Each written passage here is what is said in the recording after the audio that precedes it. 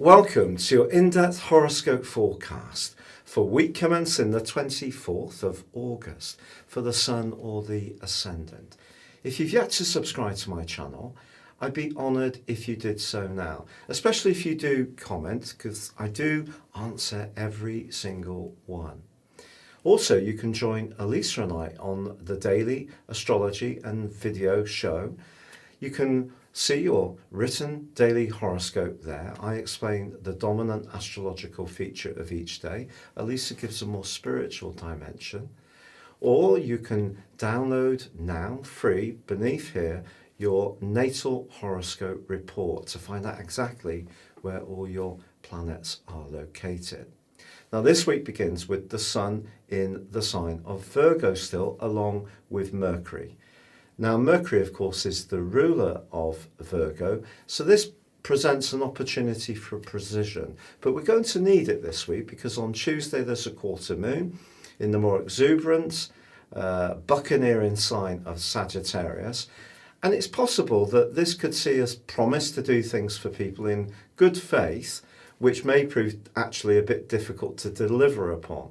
Or if we're someone who's very conscientious at the best of times, it may seem that other people's demands are really closing in on us.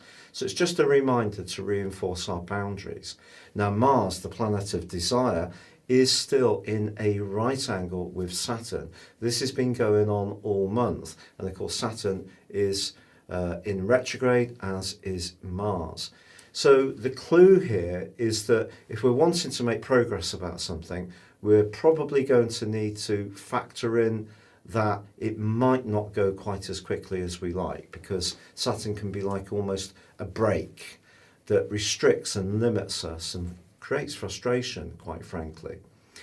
But Venus is definitely the dominant planet this week and forges a number of very interesting angles. On Monday and Tuesday, she's pushing us to go outside our comfort zone, be a bit more experimental. If we're in a relationship where we're basically happy, but it's become rather too mundane, Venus and Uranus are saying, look, can we change things up a bit?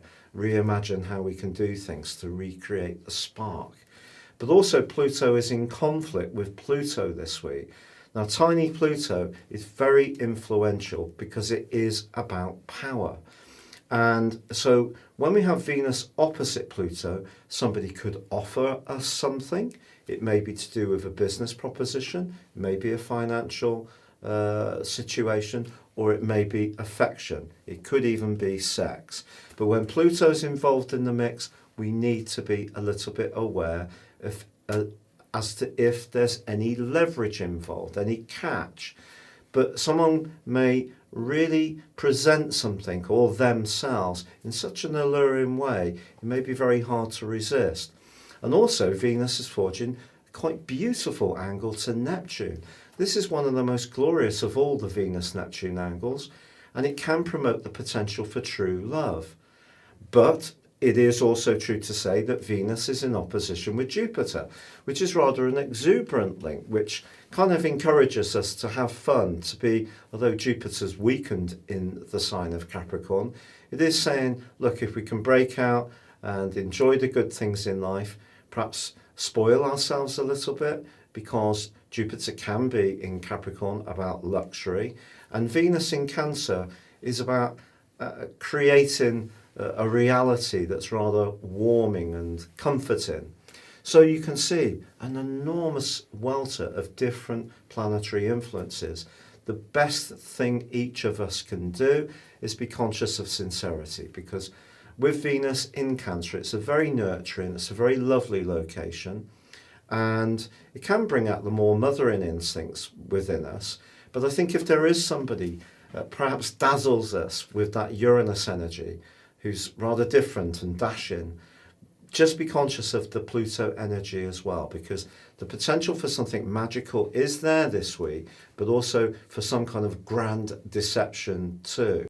Your specific forecast, Aquarius, suggests that there could continue to be a degree of nervous tension, and that could be quite tiring, particularly if there's a situation that's affecting you, and COVID could be one of them, that you don't feel that you can fully influence. But the Sun and Mercury are in a sector of transition, And that transition could mean that you're on the end of some other decisions, but it can also mean that you have a choice to make some decisions too. So do consider what your options would be.